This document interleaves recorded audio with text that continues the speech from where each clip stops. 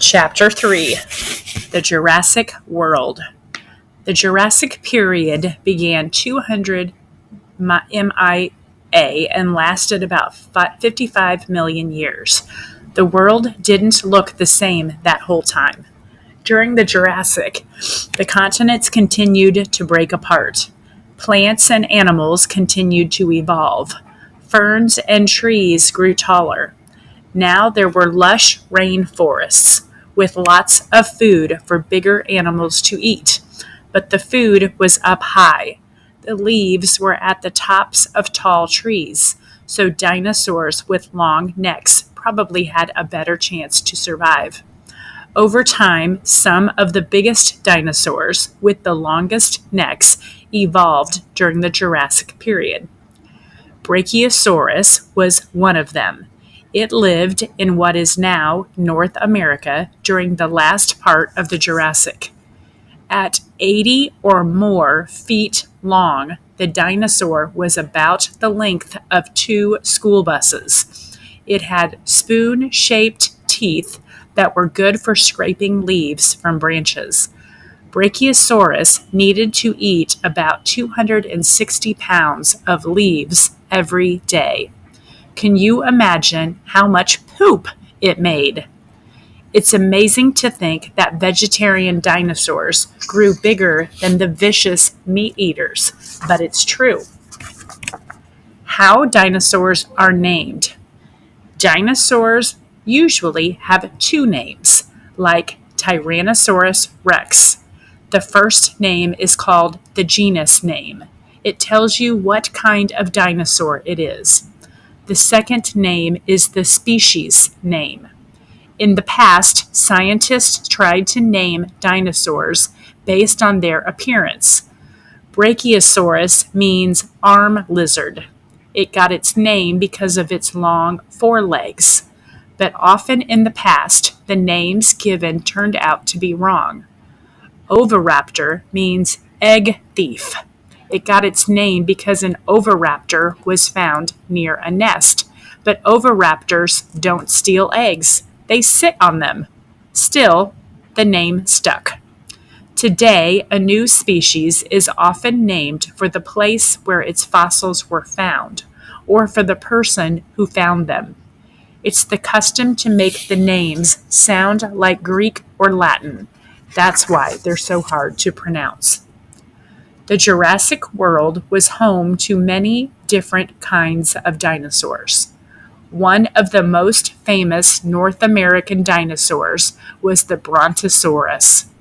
It lived in the area that became Wyoming, Utah, and Colorado, and roamed around eating every plant in sight. With huge, thick legs, it may have been able to knock down the trees it wanted to eat. Diplodocus was a huge plant eater with a row of spines on its tail.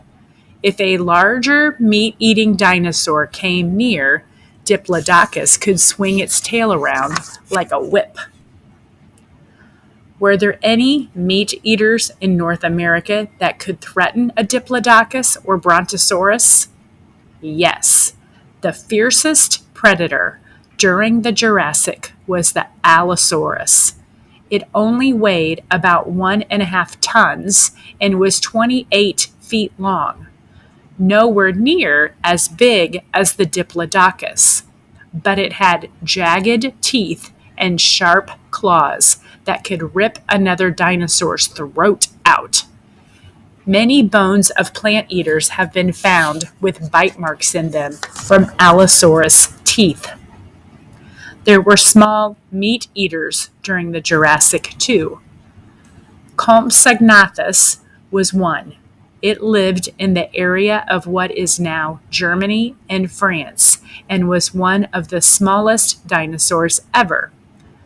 Segnathus was about 4 feet long, but most of its length was in the tail. The body, neck, and head were only about 2 feet long. At around 5 pounds, it weighed only slightly more than a roasted chicken. What did it eat? likely lizards and other small animals. It also may have eaten a creature called Archaeopteryx, which might have been the first bird. During the Jurassic, the seas were still full of long-necked Pliosaurus. They had been around since the Triassic period, and they would last through the entire age of dinosaurs. Dinosaurs with spikes, plates, and feathers first showed up during the Jurassic too. Stegosaurus was a plant eater that lived in the area that became Colorado, Utah, and Wyoming. It had pointy, fan-shaped plates along its back. The plates looked like armor, but they were actually too soft to do any damage to other dinosaurs. The plates might have changed colors. Maybe that helped Stegosaurus find each other when they were ready to mate. Stegosaurus had a tiny head and very small brain. As a species, they didn't last very long. Stegosaurs were only around for 30 million years or so. They became extinct long before the rest of the dinosaurs did. As time went on, there would be hundreds of different kinds of dinosaurs, small scampering animals and huge killing machines. But the most famous and most brutal dinosaur of all time did not appear in the Jurassic period. No, the world had to change some more before T-Rex would appear.